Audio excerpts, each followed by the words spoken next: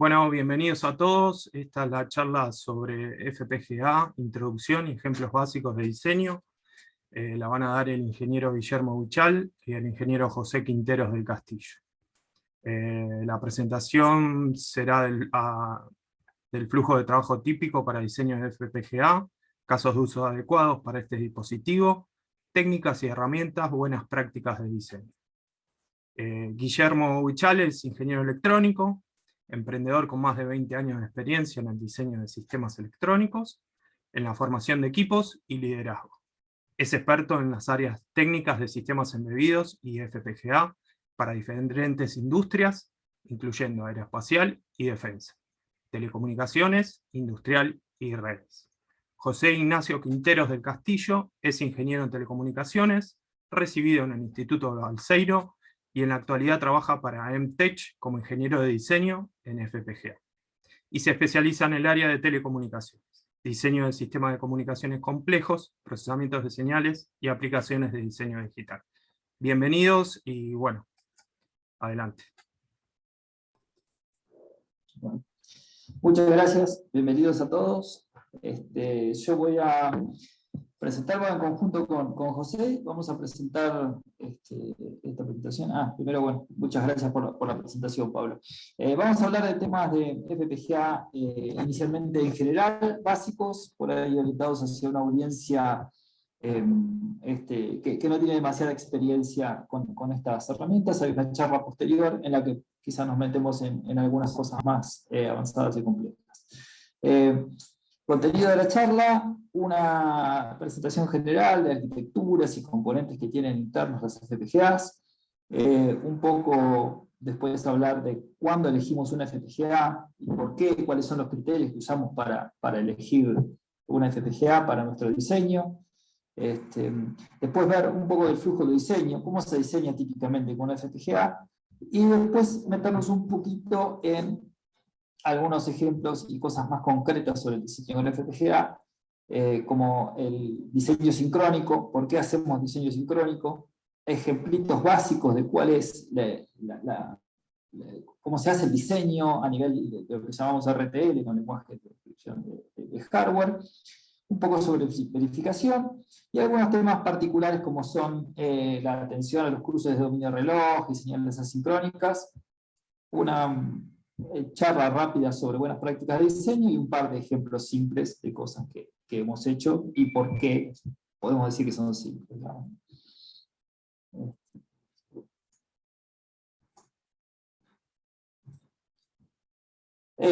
Las FPGAs lo que permiten hacer son circuitos digitales. Los circuitos digitales, si tienen alguna base de electrónica, siempre están digamos, formados por componentes de lógica combinacional, como las compuertas que vemos allí, y registros o flip-flops como los que vemos abajo.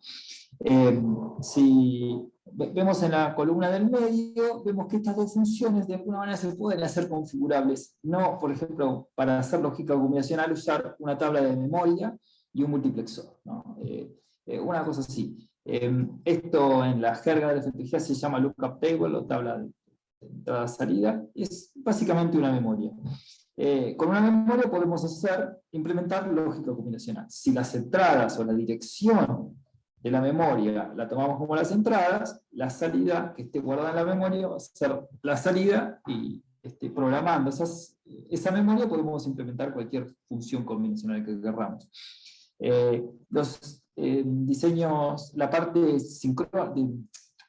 secuencial de la lógica digital puede también hacerse configurable mediante unas configuraciones si usamos 1 o 2 latches y negamos ciertas señales. Y ahí vemos un ejemplito de algo que podría hacerse. Las FPGAs lo que hacen es integrar un montón de estos componentes para implementar lógica combinacional y lógica secuencial en una estructura regular que permite interconectarse entre sí. Esto lo que hace es que permite reconfigurar o configurar los distintos elementos para hacer distintos circuitos digitales de mucha complejidad hoy en día, ¿no? Esto antes se hacía con circuitos discretos, no sé, algunos alumnos de electrónica, con flip-flops, conectando con puertas, y luego se pasó a algunos dispositivos programables un poquito más sofisticados, y hoy podemos usar este tipo de elementos para hacer diseños digitales muy complejos y de muy buena performance. Entonces, internamente, las FPGAs tienen que tener estos elementos que permiten implementar circuitos digitales, pero además, es como son, digamos, la parte lógica combinacional, lógica secuencial, o sea, las lookup tables y los flip-flops, pero además muchas veces tienen componentes específicos que nos permiten hacer, digamos, interactuar con los periféricos externos a los dispositivos, y aparte cumplir con algunas otras funciones que necesita un circuito digital, como son las memorias y algunas cosas particulares. Entonces, si vemos los ejemplos que puse acá en la filmina, tenemos bloques de entrada-salida, que es nada más que un ejemplo. Estos son ejemplos de FPGAs relativamente viejas, pero como para presentar la idea. Los bloques de entrada y salida son configurables, se pueden configurar los niveles de tensión, se pueden configurar muchas veces si son diferenciales o de entrada simple, se puede configurar el skew, digamos, si tienen algún filtrado. Hay muchas cosas que podemos hacer en el bloque de entrada y salida para adaptarnos a la circuitería externa que tengamos. Luego tenemos una redistribución de reloj muy compleja, hoy en día en algunos dispositivos, y ya vamos a ver por qué. Esto tiene que ver con que típicamente nuestros diseños digitales hoy son sincrónicos y se basan en distribuir un reloj a todo el circuito. Esto nos lleva después a tener algo o elementos que controlan ese reloj. No necesariamente son parte de todos los diseños digitales, pero son muy útiles a la hora de darnos flexibilidad en nuestro diseño. Entonces, por ejemplo, hay un ejemplo dentro de una FPGA que creo que es una ProASIC 3, marcados los bloques que permiten tener algún control de reloj, PLLs, desfasadores, cosas por el estilo. Y abajo hay un ejemplo de un Digital Clock Manager, que es una FPGA de una FPGA de Xilinx, que también tiene alguna flexibilidad nos da flexibilidad a la hora de controlar ese reloj. Otros bloques que podemos querer usar en un diseño digital pueden ser las memorias o bloques, por ejemplo, específicos para hacer procesamiento de señales.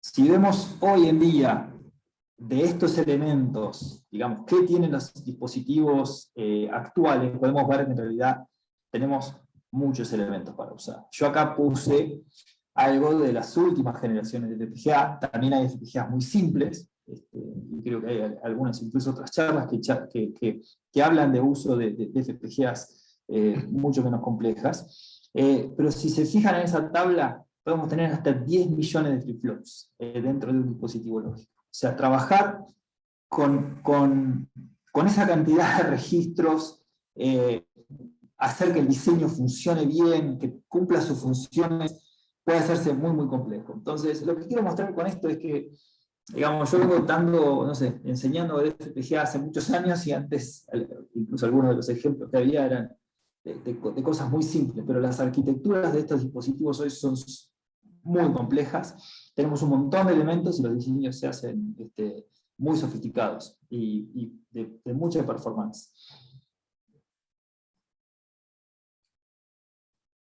Bueno, la pregunta es, muchas veces, ¿para qué se usan las FPGA? ¿No? Y la realidad es que hoy siguen siendo algo de nicho. No podemos comparar, digamos, el uso de FPGAs, creo yo, en el mercado o en los diseños electrónicos con los de microcontroladores o microprocesadores. Pero hay ciertos lugares en los que las FPGAs tienen su lugar. Ahora, ¿cuáles son las alternativas? Uno podría decir, bueno, ¿cuál es la alternativa a usar una FPGA? ¿Con qué compite? Por un lado podría decir, bueno, mi diseño digital lo hago con componentes discretos. Coloco con puertas, coloco flip-flops. Eso la realidad es que hoy en día no escala, los diseños se hacen complejos, y no he visto realmente muchos o casi ningún diseño, salvo alguna con puertita, alguna función lógica muy básica, que usa componentes discretos. la otra alternativa es decir, pero yo puedo programar un microcontrolador, un microprocesador, y eso es simple, digamos, el flujo de trabajo es muy práctico, muy amigable. Y la realidad es que si ustedes pueden usar un microcontrolador o un microprocesador, usen eso y no un FPGA. La realidad es que les va a simplificar la vida. Ahora, ¿cuál es la ventaja o la desventaja que tiene el microprocesador? De por sí, el microprocesador es una máquina secuencial. O sea, va a realizar operaciones una tras de la otra en el programa, y eso me va a dar limitaciones en la cantidad de información que puedo procesar típicamente, y la cantidad de cosas que puedo hacer de manera concurrente, o sea, paralela al mismo tiempo. Un poco lo que se veía del diagrama de esa estructura regular que tiene un montón de elementos en la filmina anterior, es que, o sea, lo poderoso es que todo eso se puede usar al mismo tiempo, y un microprocesador en el fondo es un circuito digital configurado para funcionar de una manera específica y como llamamos, procesar un set de instrucciones, ¿no? Eso de por sí lo hace secuencial, más allá de que hay procesadores muy sofisticados hoy que tienen mucha performance, comparándolo con una FPGA puede tener sus limitaciones. La tercera opción que yo puse aquí es un circuito integrado de propósito específico, hacer un ASIC, hacer un chip digital. La desventaja que tiene esto, digamos, básicamente es el costo y el tiempo. El tiempo de diseño es muy largo, y el costo de diseño es muy alto. Ahora, si en realidad yo lo que estoy buscando es un costo del producto final bajo, probablemente esta sea una opción. Entonces, en realidad eso es con lo que es más comparable, digamos. Uso una FPGA o hago un chip a medida, y eso va a depender muchísimo de los volúmenes que quiero hacer y el dinero, digamos, que tengo para hacer desarrollo, y el costo del producto final, porque las FPGAs, el precio unitario sí va a ser mucho más alto típicamente en una FPGA que en una ASIC, y el consumo, ¿no? El consumo sí va a ser más alto en una FPGA. Me parece que pasa ahí un poquito así. Entonces, teniendo esas cosas en cuenta contra lo que competía, es decir, bueno, entonces, ¿cuándo me sirve usar una FPGA? Lo que tenés es una gran capacidad de procesamiento concurrente que me da para procesamiento de señales, puede ser muy, muy valioso, porque puedo procesar muchos canales, atender datos de muchos conversores y hacer filtrados de manera concurrente. Entonces hoy día tienen un lugar de uso muy, muy interesante en todo lo que es comunicaciones y plataformas de comunicaciones. Bueno, algo que, perdón, me olvidé de mencionar es que muchas de las FPGAs, o casi todas las FPGAs, son reconfigurables. Entonces, eso es una ventaja frente a hacer un chip de propósito específico. Por ejemplo, cuando yo tengo que actualizar estándares en una base station LTE, una estación base de comunicación celular.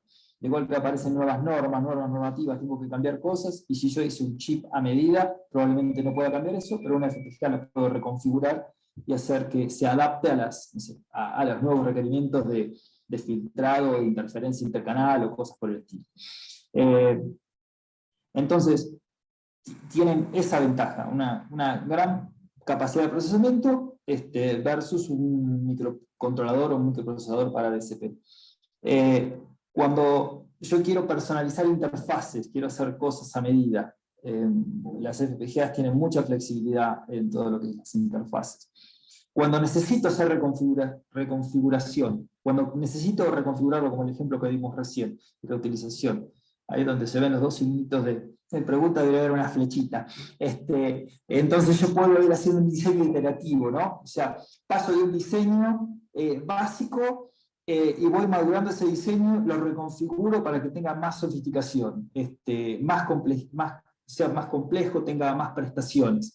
Eso, si yo necesito hacer un chip a medida, por ahí tengo un ciclo de 1 año, 2 años, hasta que tengo el producto y recién tengo ¿cómo se llama? El chip incluso para probar.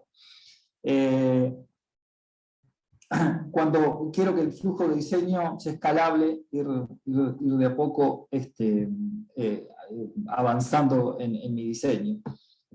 Cuando necesito tiempo de llegada al mercado rápido. O sea, esto es comparándolo con un circuito, con un ASIC, ¿no? Con la fabricación de un ASIC. La FPGA es soft the shelf, o sea, voy y la compro. Y la puedo colocar en la placa, puedo empezar todo el circuito de fabricación de mi electrónica en paralelo con el diseño. En cambio, un ASIC probablemente tenga que esperar hasta que esté hecho, entender bien cómo va a quedar el empaquetado, el packaging para hacer la placa. Eso digamos, es una gran ventaja.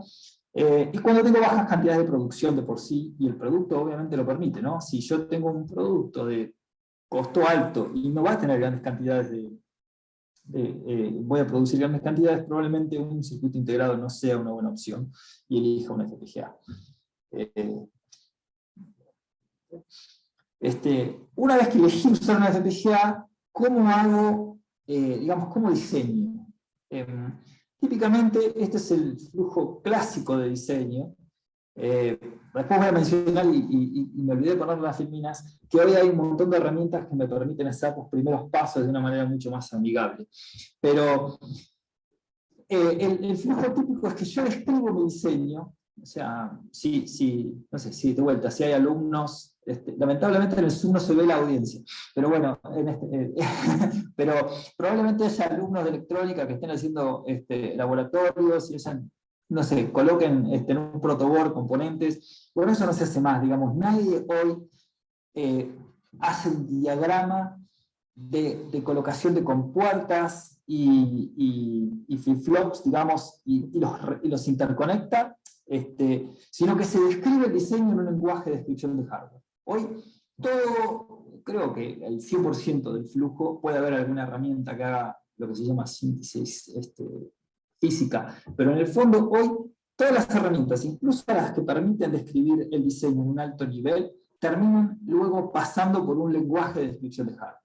O sea, hay lenguajes que permiten describir cómo quiero que funcione el hardware. Así como hay lenguajes de programación, hay lenguajes que describen hardware, y se llaman en general HDLs, Hardware Description Languages. Los más conocidos son VHDL, Verilog, System Verilog, ¿no? Luego, esta descripción de circuito se sintetiza, se transforma en un circuito. Una vez que se transforma esa interconexión de elementos de lógica combinacional, secuencial, memorias, bloques de DSP, ese es el proceso de síntesis, de transformar esa descripción en un circuito que podemos ver como la interconexión de componentes. El próximo paso es ir a colocar eso dentro del dispositivo. Dentro de esas estructuras que tienen las FPGAs, tienen ciertas limitaciones, ¿no? O sea, las memorias están en cierto lugar, tienen cierta cantidad de bloques. Bueno, hay que hacer el placement, porque colocar es como cuando uno hace una placa y hace el esquemático y luego agarra y coloca y dice, che, pero este elemento lo coloco acá porque es más fácil de conectar con este que está al lado. Esa etapa se llama el place and route. Y después hay que generar archivos de programación para realmente programar el dispositivo y ver que funciona. Ese es el flujo de diseño simplificado. Cuando vamos a ver lo que propone Xilinx, que es uno de los vendedores de FPGA, de los principales vendedores de FPGA, vemos que hay un montón de tareas alrededor que ayudan, y fíjense que la parte de RTL, no sé si puedes apuntar, la pusieron como un pequeño bloque. La verdad es que el flujo hoy está tendiendo a tratar de reutilizar mucho y tener lo que llamamos IP cores, o bloques ya prediseñados que podemos integrar en un diseño para hacer las cosas más rápidamente. Entonces, si yo tengo ya bloques prediseñados, ya sea por mí, a nivel RTL o de alguna otra manera más, con una descripción que puede estar ofuscada, se llama, que no sé bien lo que hace, pero cumple la función que tiene que cumplir, o sea, no tengo la descripción del diseño, pero sé que ese bloque cumple su función, la integro, y luego voy y hago el proceso del flujo, que está dividido en varias subetapas, y muchas veces, digamos, permite hacer algunas tareas adicionales a la síntesis, como es decirle cómo quiero que se sintetice, cómo quiero que funcione el diseño. Lo importante es que las FPGAs, o todo el diseño digital complejo hoy en día, en ASIC también, se basa en hacer diseño sincrónico. Y esto es muy importante, y es una cosa que vemos, digamos, y que por ahí no se hace lo suficiente énfasis, es como entrar en un mindset, digamos, en una mentalidad de que el diseño va a ser sincrónico, de que va a haber un reloj que me va a marcar el ritmo. Voy a hablar de marcar el ritmo de todo el diseño. La realidad es que los circuitos que son tan complejos, ya vieron que tenemos, no sé, 10 millones de flip-flops, no va a ser el mismo reloj para todo, pero sí por áreas. Por áreas principales va a haber reloj que marca el ritmo. O sea, y esas áreas van a ser bastante complejas. ¿Qué significa que hago diseño sincrónico? Que hay un reloj común que va a toda la lógica. Y cuando hablo de la lógica, hablo de, digamos, la parte secuencial del diseño digital, ¿no? Que es el que usa el reloj, los flip-flops o registros. Los datos se van muestreando, si se fijan el camino que hay allí marcado abajo en el diagrama en azul, van pasando de un flip-flop a otro a través de nubecitas de lógica combinacional que las convierten. Típicamente no es que entra una sola entrada desde un flip-flop, sino que entran varias entradas y, por ejemplo, se hace alguna función combinacional, voy a mi próxima etapa de flip-flop y así sucesivamente voy procesando el dato para cumplir con la función que quiero hacer. La frecuencia máxima de operación, digamos, a medida que quiero que opere esto a mayor frecuencia, voy a tener que jugar un poco con cuántos ciclos de reloj tarda algo que es complejo en hacerse, en realizarse. Si tengo una tarea muy compleja y el trabajo ese le hace la lógica combinacional, y yo quiero que eso ande muy rápido, voy a tener que partir eso para que se haga en varios ciclos de reloj muchas veces.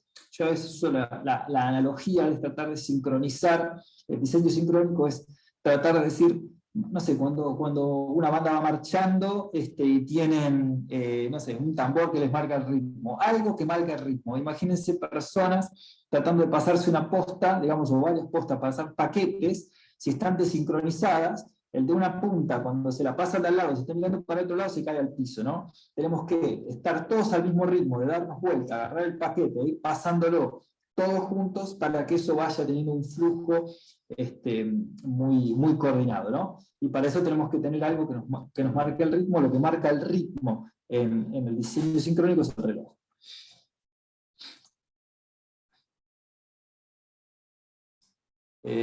Entonces, ¿y por qué usamos diseño sincrónico? Porque, nada, yo soy bastante viejo, así que recuerdo que he tenido profesores donde hacíamos diseños más artesanales, donde esto no se usaba. La realidad es que los diseños hoy son muy complejos, y el diseño sincrónico nos simplifica el diseño, análisis y la reutilización de los componentes. O sea, simplifica cómo simulamos los circuitos, cómo analizamos si un circuito va a andar o no, lo que se llama el Static Timing Analysis, o sea, decir, che, esto va a andar bien, y ahora después más adelante vamos a ver qué quiere decir que va a andar bien. El planteo de restricciones para que la herramienta de software haga las cosas adecuadamente. Permite aislar mucho la funcionalidad interna de los circuitos externos. Simplifica la reutilización, porque cuando yo tengo un bloque, lo que llamamos un IP core, que funciona, digamos, de manera sincrónica y tiene una interfaz estándar, es muy fácil llevarla a otro diseño, digamos, y conectarla. Quizás funcionando a otra frecuencia de reloj. Si los circuitos no son sincrónicos, puede ser que yo al colocar eso en otro lado, digamos, tenga que retocar cosas a nivel físico, ¿no? Porque los retardos de cada lugar me van a ir influyendo. Reduce muchísimo el impacto de los cambios a nivel tecnológico. O sea, yo paso de un nodo de, no sé, 90 nanómetros a uno de 65 y las cosas van a andar más rápido, pero van a seguir funcionando. En cambio, si yo tuviera un circuito o un diseño asincrónico, voy a tener que andar mirando a nivel físico cómo funcionan las cosas, los retardos, y que los caminos que recorren las distintas señales, digamos, sigan cumpliendo con las condiciones que yo preví originalmente para que eso funcione. Así que, como conclusión, hoy en día el diseño que se hace es, lo llaman sincrónico por regiones, digamos, ¿no? O por áreas de trabajo. Entonces va a haber varios relojes, probablemente en un diseño complejo, pero hay grandes partes que funcionan al mismo reloj. ¿Y cuál es el problema, digamos, del del diseño sincrónico? Es que tengo que cumplir con las condiciones de operación de todos los registros. O sea, los flip-flops hay que cumplirle. Cuando le distribuyo el reloj, o sea, hay otro desafío también, o sea, pero tengo que cumplir con el tiempo de setup y de hold de los flip-flops. Y eso, cuando yo tengo 10 millones de flip-flops, no es simple de hacer. El otro desafío no es tanto para nosotros como diseñadores, sino para el fabricante, y es distribuir ese reloj a todos esos 10 millones de flip-flops, ¿no? Pero ese es un problema que dejamos al fabricante. El fabricante ya lo hizo, ya logra. Él me dice, sí, yo te distribuyo el reloj en todos estos flip-flops. Así que ahí nos quedamos tranquilos. Pero para nosotros, es decir, lo que se llama cerrar el timing. O sea, te anda eso, tu circuito logra que todos los caminos, digamos, todos los flip-flops cumplan con el tiempo de setup y de hold, porque si no, esto no anda.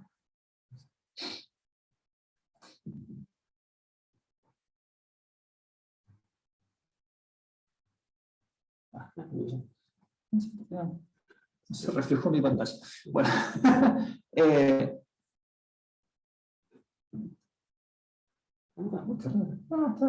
perdón, no estoy viendo, no sé si pasó a ustedes. Bueno, en el fondo la cosa es, ¿cómo controlo esto? Lo que tengo que hacer es controlar el retardo sobre la lógica combinacional que hay entre registros. Si miran ahí, yo marqué en las nubecitas esas que tienen lógica combinacional, que el tiempo que tarda, y estamos hablando de eso, el tiempo que tarda en propagarse las señales de la salida de un flip-flop al próximo, si el flip-flop ese fuera ideal, y no tiene, digamos, tiempo de hold y de setup, de última tiene que ser el de la máxima frecuencia, porque si no, el dato no alcanzó a llegar a la entrada del próximo flip-flop antes de que te venga el flanco de reloj. La realidad es que aparecen los efectos estos de cumplir con tiempo de setup y de hold, y aparece otro efecto, y es que la distribución de ese reloj no es ideal. Hay un corrimiento entre flip-flop y reflop, así que en realidad el tiempo del ciclo de reloj tendría que ser mayor o igual, o sea, mi frecuencia de reloj como máximo puede ser el tiempo del peor camino combinacional que tengo entre flip-flops, más el tiempo de setup que necesita el flip-flop, más el tiempo de skew, es el tipo de corrimiento del reloj. Lograr esto se llama timing closure, o sea, cerrar el temporizado del timing. Le decimos, son las acciones necesarias para que el circuito cumpla con esos tiempos. Eso se puede hacer orientando a las herramientas del software para ayudarlas y decir, che, esto tiene que funcionar así. Por ejemplo, puede haber algunas de esas partes del circuito que en realidad tarden más de un ciclo de reloj que a mí no me importe, porque no voy a usar el resultado, ese tipo de cosas. Yo se las voy diciendo a la herramienta para simplificarme la vida y que les sea más fácil resolverlo, ¿no? Y después, si no, modificar el circuito para que cumpla con los tiempos. Esto, un ejemplo básico es partir esa nubecita combinacional y ponerle un flip-flop al medio para que el retardo sea menor. Entonces, ahí voy a lograr, digamos, cumplir con el timing, o sea, funcionar a la frecuencia que necesito, pero voy a tardar 2 ciclos de reloj, por ejemplo, en tener el resultado.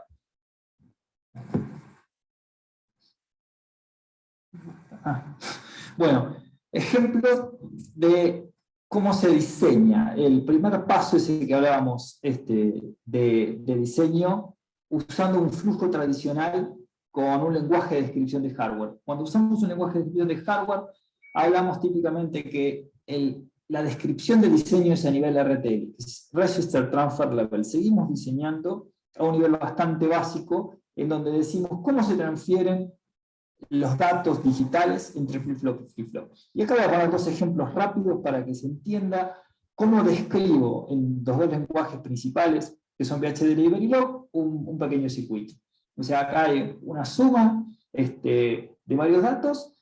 Fíjense que los bloquecitos amarillos que están ahí indican que hay como un apilamiento de registros. No es solo un flip-flop, sino que son varios los que se necesitan para sostener todos los bits. Y aparecen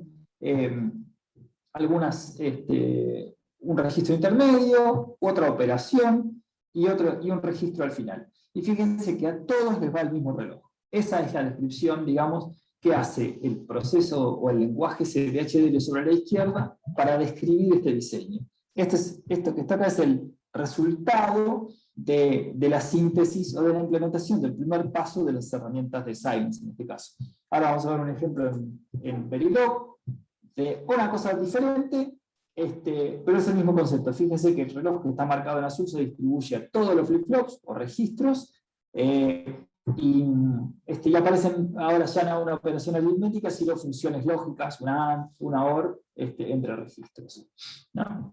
Bueno, hay muchísima información para aprender estos lenguajes, online, en realidad, libros, bibliografía, pero a mí me parece importante destacar que uno tiene que saber lo que está haciendo. O sea, tiene que entender que quiere hacer un diseño sincrónico, tiene que entender lo que quiere hacer con su diseño. No es cuestión de ponerse a escribir nomás porque sí. O sea, el lenguaje va a ser una cosa secundaria, nos va a ayudar, si a algunos les va a gustar más Verilog, a otros VHDL, el nivel de abstracción con el que diseño, le va a ayudar a hacer las cosas más reutilizables, pero me parece que es muy, muy importante entender cómo se diseña, que se hace diseño sincrónico, y plantear una buena arquitectura, de pensar lo que voy a hacer y no ponerme a hacer solamente, ¿no? Ahora, todo esto es muy lindo, y la realidad es que es ideal, ese flujo de diseño. La realidad es que nunca nada funciona. No es que yo escribo código, lo mismo cuando hago software, digamos, siempre hay bugs, siempre hay problemas, lo que yo supuse que iba a andar, no anda, me confundí. Entonces, ¿cómo se verifica? O sea, ¿cómo se valida esto? Y típicamente en FPGA lo hacemos mediante simulaciones. O sea, tenemos que construir, además de construir nuestro código para el diseño, código o elementos que me permiten simular lo que nosotros llamamos, crear un banco de pruebas, lo que nosotros llamamos crear un banco de pruebas. Y eso es lo que es simular el dispositivo que estamos probando, como todas las señales que excitan o estimulan ese circuito y poder mirar las salidas. Entonces, típicamente simulamos las entradas y después vamos a mirar en un simulador que muestra las formitas de onda qué es lo que está sucediendo en el diseño. Lo que sí podemos decir es que si yo seguí buenas prácticas de diseño, hice diseño sincrónico y estimulo mi circuito con las mismas entradas que en la simulación, el circuito va a hacer exactamente eso. No hay posibilidad de que un circuito digital que es totalmente determinístico haga otra cosa. Entonces, la herramienta fundamental de diseño con FPGA es la simulación. O sea, vamos a terminar cayendo en la simulación, veo gente que quiere cortar camino, eso se lo tira a la FPGA, y después sufre muchísimo, porque la FPGA no nos permite tener mucha visibilidad de la señal que hay adentro. Hay que ponerle el esfuerzo, lamentablemente, a hacer el banco de pruebas. Pero vamos a poner, ¿qué puse en la realidad? Bueno, fíjense que en el fondo la estructura más básica de un banco de pruebas o un test bench es la que está mostrada ahí. Hay un generador de estímulo, las entradas al DUT van a escuchar en la jerga Device Under Test o Device Under Verification, DUV, es mi diseño, ese es mi diseño, el DUT es mi diseño, y yo lo que estoy tratando de hacer es generarle estímulos para que, digamos, opere como yo quiero, o analizar qué pasa si las entradas no tienen las características que yo quiero y si se rompe o sigue funcionando.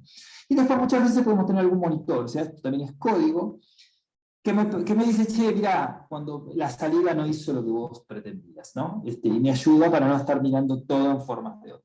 Esto es una cosa básica, y recuerden que estamos hablando de un flujo básico de diseño. Muchas veces esto se puede hacer mucho más complejo, mucho más automatizado. Una cosa que sí quería comentar, que en realidad nosotros, por nuestra experiencia, mi experiencia en particular, es siempre diseño usando RTL, usando VHDL, Verilog, y la realidad es que hoy aparecen un montón de herramientas que permiten generar eso con niveles de abstracción más altos. MATLAB tiene herramientas que a partir de descripciones como MATLAB permiten generar VHDL o Verilog. Puedo usar System Generator, hay herramientas que me permiten hacer diseños gráficos, y de esa manera generar automáticamente el código. Hay herramientas que me permiten escribir los circuitos digitales en Python, en Scala, cosas por el estilo. Terminan generando código RTL. No escrito por mí, pero ayuda muchísimo y a veces acelera muchísimo digamos, el flujo de diseño, ¿no? Lo mismo pasa para los bancos de prueba. esos generadores de estímulos, hacerlos en RTL, o sea, hacerlos en VHDL o en Verilog a veces es muy molesto, realmente lleva mucho tiempo y mucho esfuerzo. Hay un montón de herramientas hoy que permiten hacer eso con lenguajes mucho más amigables, llamémoslo, como Python, ¿no? Y ambientes que permiten generar estímulos y escenarios de banco de prueba a partir de niveles de abstracción muchísimo más altos que describirlos con VHDL o Verilog. Bueno, dicho eso, digamos, ahí tenemos un resumen de todo lo que es el flujo de diseño. Dijimos que vamos a hacer diseñar, sintetizar, programarlos, aparte vamos a tener que verificar, y aparte dijimos, che, bueno, vamos a tener que hacer diseño sincrónico. No queremos, digamos, dejar afuera algunas cosas que aparecen, digamos, que hacen que todo este modelo de diseño sincrónico quizás se rompa. Y la realidad es que cuando vamos a ver diseñar y los diseñadores se olvidan de estas cosas, realmente hay problemas graves, digamos. Los diseños se rompen mal, porque si yo estoy asumiendo que estoy haciendo un diseño sincrónico, pero la realidad es que en algún flip-flop yo no cumplo con el tiempo de setup, los tiempos de hold, las cosas se rompen y no anda nada. Y no es algo que yo puedo percibir en un banco de prueba típicamente, o sea, porque tiene que ver con otra cosa, no es que funcionalmente, por ahí en la primera anterior lo que decía era, mediante el banco de pruebas yo estoy haciendo pruebas funcionales, ¿está bien? Pero no a nivel físico, y esto ya empieza a jugar con la física de los flip-flops, digamos, a nivel electrónico no logro hacer digamos, cumplir con las características de las señales que tienen que tener el tiempo, y podría ser también en los niveles de tensión, para que funcione correctamente. Entonces, hay dos cosas, digamos, con las que tenemos que tener cuidado, que voy a mencionar, ya, hay muchísimas más, pero en particular, que son señales asincrónicas, señales que están generadas de manera independiente, fuera del diseño, y yo sé que no vienen de una fuente que está manejada por el mismo reloj. O sea, viene un usuario que te aprieta un botón. O sea, él no está sincronizado con el reloj. El usuario ese lo aprieta cuando quiere, ¿no? Pero bueno, lo mismo con un bus de comunicaciones, una WARP o cosas que vienen muchísimo más rápido. Y después, el tema de los cruces de dominio de reloj. Es una cosa similar, pero no exactamente igual. Cuando yo tengo diseños complejos, típicamente, digamos, más allá de tener localmente digamos, partes del diseño hechas sincrónicas y con el mismo reloj, típicamente voy a terminar teniendo más de un reloj en el diseño. Y hay un momento en que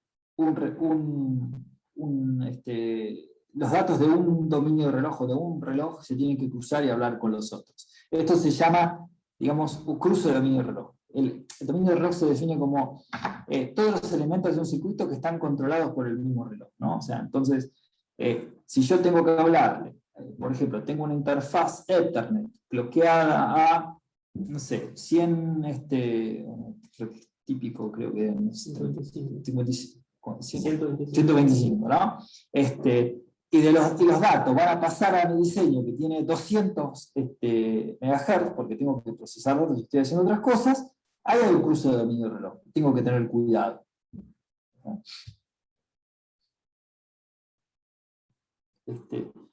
Y de vuelta, entonces empezamos a usar cosas especiales. ¿Qué pasa? Una manera es, acá, señales asincrónicas. Primero, una señal que viene, y fíjense que acá yo dibujo arriba, en el diagrama de forma de onda, una señal lenta. Vamos a hablar de esto, de un pulsador, de cosas, o una WART, cosas relativamente lentas para lo que es mi diseño, que lleva relojes de 100, 200 MHz. ¿Está bien? Entonces, yo lo que hago es evitar los problemas en los flancos, cerca de los flancos de reloj que me pueden producir problemas en los flip-flops, problemas como lo que se llama metaestabilidad. Entonces, lo que hago es decir, ¿sabéis qué? Meto un par de flip-flops. Esta es la técnica más básica para sincronizar una señal que viene de un dominio, o una señal que es asincrónica, digamos, que viene por fuera de la parte de mi diseño que funciona un reloj dado. Básicamente le meto dos flip-flops en cascada, o sea, uno después del otro. El primero, y por ahí va a tener glitches, va a tener problemas, y el segundo eso me lo ataja y la señal va a salir limpia. ¿Sé exactamente en qué momento va a salir limpia la señal? No necesariamente, pero sé y me estoy asegurando que voy a tener una señal limpia y sincronizada a mi diseño dentro de mi circuito. Entonces usan 2, 3 flip-flops en cascada, y con eso sincronizo señales. Obviamente esto tiene sus limitaciones, la señal que entra tiene que tener por lo menos el tiempo, un periodo de reloj, o sea, no puede ser un pulso, pero cuando tiene una señal asincrónica, digamos, relativamente lenta respecto de mi reloj, usen esto, y no se olviden de poner esto, porque de golpe, si no, pueden llegar a tener problemas graves que son muy, muy difíciles de identificar. Y lo hemos vivido. Bueno, cuando quiero cruzar dominios de reloj, o sea, lo que llamamos, siempre estas cosas las vemos en inglés, Clock Domain Crossing, cruce CDC. Si yo lo que tengo de un lado, en un dominio de reloj, que es una señal lenta, que tiene las características que vimos recién para una señal asincrónica, bueno, puedo usar la misma técnica, puedo meter 2 flip-flops en serie, en cascada, digamos, ¿no? Y tener mi señal limpia. Pero fíjese que si la señal, digamos, no alcanza a cumplir con las características para que yo la capture de manera adecuada, por ejemplo, el dominio de reloj del que proviene mi señal tiene una frecuencia más alta que el de destino, o cosas por el estilo. Puede ser que yo me pierda un evento. Abajo yo hago un diagramita de forma de onda en donde tengo una señal de un pulso, ¿está bien? Lo estoy capturando con un reloj que tiene casi la misma frecuencia, o bastante adecuada para esa forma de onda, pero doy un ejemplo al principio en donde lo capturo, y otro en donde no hago ningún flanco, y no lo alcanzo, digamos, y no alcanzo a capturar la señal. Entonces, perdón, ahí estoy, no, proveniendo de un reloj rápido a un reloj lento. Entonces el reloj lento no me alcanza a capturar la señal del dominio de origen. Entonces pierdo el evento, y si eso fue, no sé, que había que algo crítico, disparar una alarma, o hacer algo, digamos, importante, y no realicé esa tarea, o sea, el circuito no anda, si eso sucede. Entonces hay que usar técnicas. Eso no sucede si vamos del dominio lento al dominio rápido, ¿está bien? Porque las señales del dominio lento son largas respecto de los tiempos cortos. Entonces tengo que usar algún otro tipo de técnica. Guillermo, quedan Sí. 10 minutos. Bueno, me apuro. Entonces, bueno, si cruzar un bit, una señal de un bit es más simple que varios bits porque se desfasan, y si yo tengo un bus de datos que quiero coordinar que lleguen como un número, por ejemplo, puede ser que un bit me llegue antes y otro después. Pero entonces, cruce el dominio reloj, súper importante que se pongan a leer la bibliografía, a googlear y hacerlo bien. ¿Está bien? Y la manera de hacer eso es, como dijimos recién, con un par de flip-flops en cascada. Usamos memorias como FIFOs, las memorias típicamente las FPGAs tienen, justamente permiten usar dos dominios de reloj, así que los ponen, eso es una manera de cruzar datos de un dominio al otro, que introduce cierto retardo, pero es ideal para cosas en procesamiento de señal, donde vienen muchos datos. Y final algún tipo de handshaking, con señales resincronizadas en ambos lados que dicen, che, o sea, básicamente es un protocolo de toma el dato, tengo el dato, listo, ya lo leíste, lo borro, una cosa así. Así que se puede hacer de distintas maneras eso, pero hay algunos circuitos especiales. Ahora, todo esto, digamos, hace que el diseño, en realidad con FPGA, pueda ser bastante complejo, digamos, a medida que los circuitos se hacen complicados, yo puedo empezar a tener problemas, puedo empezar a encontrar cosas que después son muy, muy difíciles de debuguear, digamos, ¿no? O de encontrar, y pueden hacer que un proyecto realmente falle. Entonces hay una cosa que es importante seguir, digamos, buenas prácticas de diseño. Evitar, o sea, el máximo posible que esas cosas, digamos, sucedan, ¿no? Algunas buenas prácticas: usar técnicas adecuadas, diseño sincrónico. El reset es una señal muy especial y que me lleva a mi circuito a un estado conocido, tiene que estar resincronizado con mi dominio del reloj.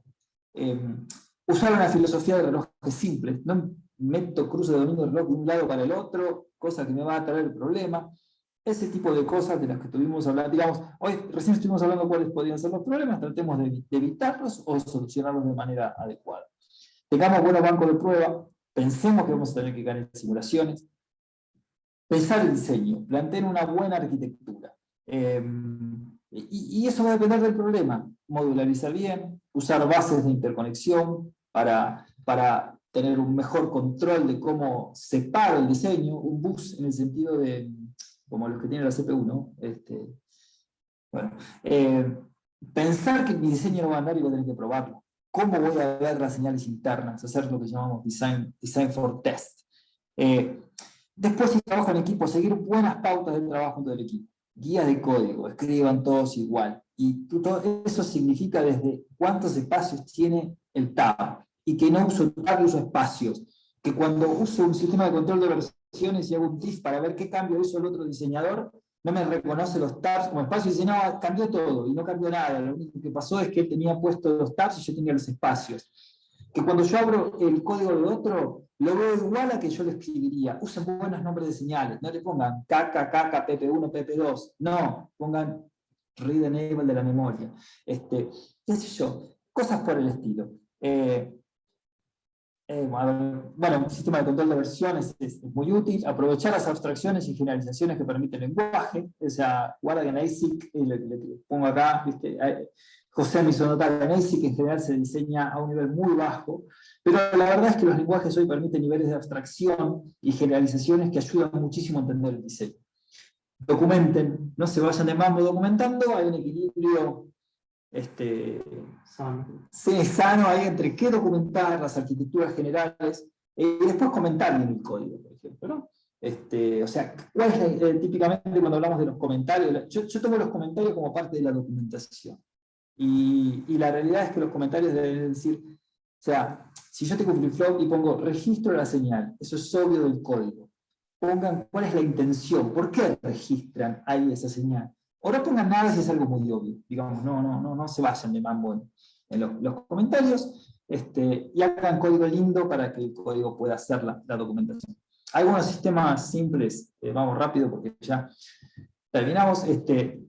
No sé, estos son todos ejemplos que les hemos sacado la información más confidencial, pero cosas que hemos hecho, ¿no?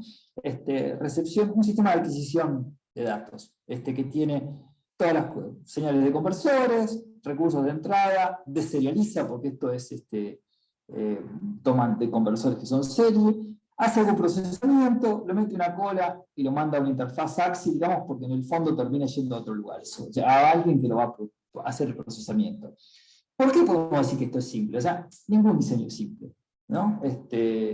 Siempre tienen complejidades y problemas. Pero bueno, en esto estamos usando pocos recursos de la FPGA, teníamos cierta holgura, los relojes, no estamos empujando los límites de funcionamiento del dispositivo, o sea, entonces el timing approach fue relativamente simple, y teníamos holgura en el diseño y teníamos un solo dominio de reloj principal, más allá del deserializador.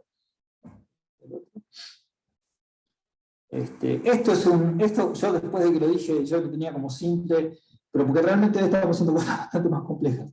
Tiene sus complejidades. O sea, si descartamos el código que está sobre la izquierda arriba, que es el controlador de la interfaz, que tuvo sus problemas en particular, digamos, en realidad yo lo que tengo es un bus ahí, que lo que hace es permitir interactuar con distintos módulos que adquieren y generan señales. Generan algunas señales, pero adquieren señales digitales, y se leen desde ese controlador a la izquierda.